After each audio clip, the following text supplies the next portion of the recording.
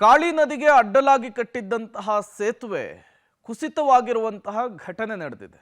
41 ವರ್ಷಗಳ ಹಳೆಯ ಸೇತುವೆ ಇದು. ಮಧ್ಯರಾತ್ರಿ 1 ಗಂಟೆಯ ಸುಮಾರಿಗೆ ಈ ಬ್ರಿಡ್ಜ್ ಕುಸಿತವಾಗಿರುವಂಥದ್ದು.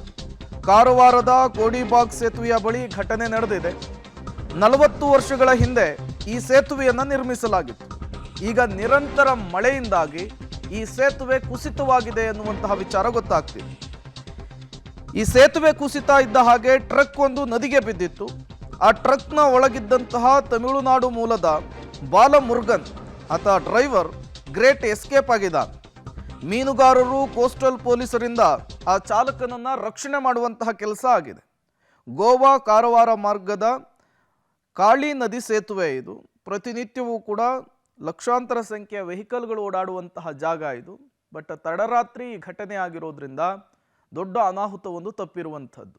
ಟ್ರಕ್ ಒಂದು ಕಾಳಿ ನದಿಗೆ ಬಿದ್ದಿದೆ. ಟ್ರಕ್ನ ಒಳಗಿದ್ದಂತಹ ಚಾಲಕನನ್ನ, ತಮಿಳುನಾಡು ಮೂಲದ ಚಾಲಕನನ್ನ ಈಗ ರಕ್ಷಣೆ ಮಾಡಿರುವಂತಹ ಕೆಲಸ ಕೂಡ ಆಗಿರುವಂಥದ್ದು. ನೀವು ಕೂಡ ಸ್ಕ್ರೀನ್ ಮೇಲೆ ಗಮನಿಸ್ತಾ ಇದ್ದೀರಿ. ಒಂದು ಕಡೆ ರಕ್ಷಣಾ ಕಾರ್ಯಾಚರಣೆ, ಮತ್ತೊಂದು ಕಡೆ ಸದ್ಯಕ್ಕೆ ಸೇತುವೆಯ ಪರಿಸ್ಥಿತಿ ಹೇಗಿದೆ ಅನ್ನೋದು. 3 ಕಡೆಗಳಲ್ಲಿ ಕುಸಿತವಾಗಿದೆ ಅನ್ನುವಂತಹ ವಿಚಾರ ಗೊತ್ತಾಗ್ತಾ ಇದೆ. 40 ವರ್ಷಗಳ ಹಿಂದೆ ಈ ಸೇತುವೆಯನ್ನು ನಿರ್ಮಿಸಲಾಗಿತ್ತು. ನಿನ್ನೆ ಮಧ್ಯರಾತ್ರಿ 1 ಗಂಟೆಯ ಸುಮಾರಿಗೆ ಈ ಸೇತುವೆಯ 3 ಕಡೆಗಳಲ್ಲಿ ಕುಸಿತವಾಗಿದೆ. ಇದು ಸ್ಥಳೀಯರ ಆತಂಕವನ್ನು ಮತ್ತಷ್ಟು ಜಾಸ್ತಿ ಮಾಡಿರುವಂಥದ್ದು. ಈಗ ವಾಹನ ಸವಾರರಿಗೆ ಪರ್ಯಾಯ ಮಾರ್ಗದ ವ್ಯವಸ್ಥೆಯನ್ನು ಕೂಡ ಮಾಡಿಕೊಡಲಾಗಿದೆ ಅನ್ನೋದು ಗೊತ್ತಾಗ್ತಾ ಇದೆ. ಇನ್ನು ಟ್ರಕ್ ನದಿಗೆ ಬಿದ್ದಿತ್ತು. ಅದರ ಒಳಗಿದ್ದಂತಹ ಚಾಲಕ ಬದುಕುಳಿದಿದ್ದಾನೆ. ಆತನನ್ನು ರಕ್ಷಣೆ ಮಾಡಲಾಗಿದೆ. ರಕ್ಷಿಸಿ ಸ್ಥಳೀಯ ಆಸ್ಪತ್ರೆಗೆ ಶಿಫ್ಟ್ ಮಾಡುವಂತಹ ಕೆಲಸ ಆಗಿದೆ. ಇದೇ ವಿಚಾರಕ್ಕೆ ಸಂಬಂಧಪಟ್ಟಂತೆ ಮತ್ತಷ್ಟು ಡೀಟೇಲ್ಸ್ ಅನ್ನು ಕೊಡ್ತಾರೆ ನಮ್ಮ ಪ್ರತಿನಿಧಿ ನವೀನ್ ಸಾಗರ್. ನೇರ ಸಂಪರ್ಕದಲ್ಲಿ ಜಾಯ್ನ್ ಆಗಿದ್ದಾರೆ. ನವೀನ್ ಸಾಗರ್, ಮಧ್ಯರಾತ್ರಿ 1 ಗಂಟೆಯ ಸುಮಾರಿಗೆ ಈ ಸೇತುವೆ ಕುಸಿತವಾಗಿರುವಂತಹದ್ದು 3 ಕಡೆ.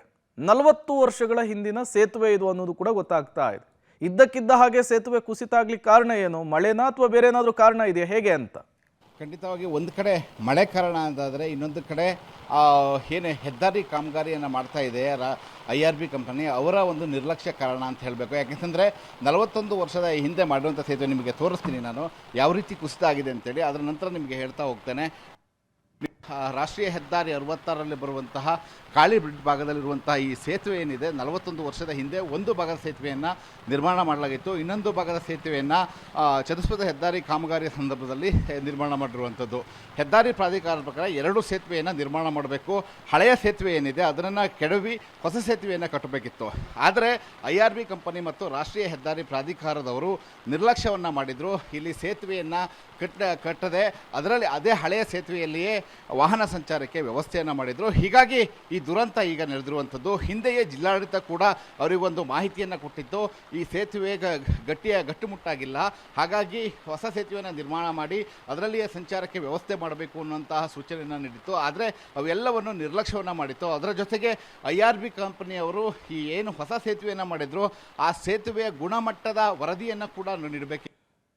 ಈವರೆಗೂ ಕೂಡ ವರದಿಯನ್ನು ನೀಡದೇ ಇರುವಂಥದ್ದು ಪ್ರೇಮ್, ಈ ರೀತಿಯ ಒಂದು ಏನು ನಿರ್ಲಕ್ಷ್ಯ ಮಾಡಿದೆ, ಆ ನಿರ್ಲಕ್ಷ್ಯವೇ ಇವತ್ತು ಇವೆಲ್ಲದಕ್ಕೂ ಕಾರಣ ಆಗಿರುವಂಥದ್ದು. ಒಟ್ಟಿನಲ್ಲಿ ಇವತ್ತು ಏನು 3 ಕಡೆ ಕಾಳಿ ನದಿಯ ಭಾಗದಲ್ಲಿ ಇವತ್ತು ಸೇತುವೆ ಕುಸಿದಿದೆ. ಆ ಹಿನ್ನೆಲೆಯಲ್ಲಿ ಕಾರವಾರ ಮತ್ತು ಗೋವಾ ಭಾಗದಲ್ಲಿರುವಂತಹ ಹೆದ್ದಾರಿ ಸಂಚಾರವನ್ನು ಸಂಪೂರ್ಣವಾಗಿ ನಿಷೇಧವನ್ನು ಹೇರಲಾಗಿದೆ.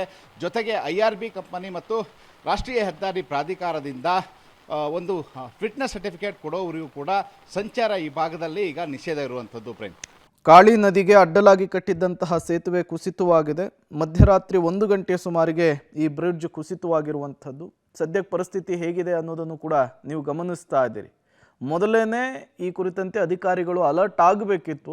ಅಧಿಕಾರಿಗಳ ನಿರ್ಲಕ್ಷ್ಯ ಮತ್ತು ಸತತವಾಗಿ ಸುರಿತಾ ಇರುವಂತಹ ಮಳೆ ಈ ಸೇತುವೆ ಕುಸಿಲಿಕ್ಕೆ ಕಾರಣ ಅನ್ನೋದು ಸದ್ಯ ಗೊತ್ತಾಗ್ತಾ ಇರುವಂತಹ ವಿಚಾರ. ಇಲ್ಲಿ ಯಾವುದೇ ವಾಹನಗಳ ಓಡಾಟಕ್ಕೂ ಕೂಡ ಸದ್ಯಕ್ಕೆ ಅವಕಾಶವನ್ನು ಕೊಟ್ಟಿಲ್ಲ. ಬದಲಿ ಮಾರ್ಗದ ವ್ಯವಸ್ಥೆಯನ್ನು ಮಾಡಿಕೊಟ್ಟಿದ್ದಾರೆ.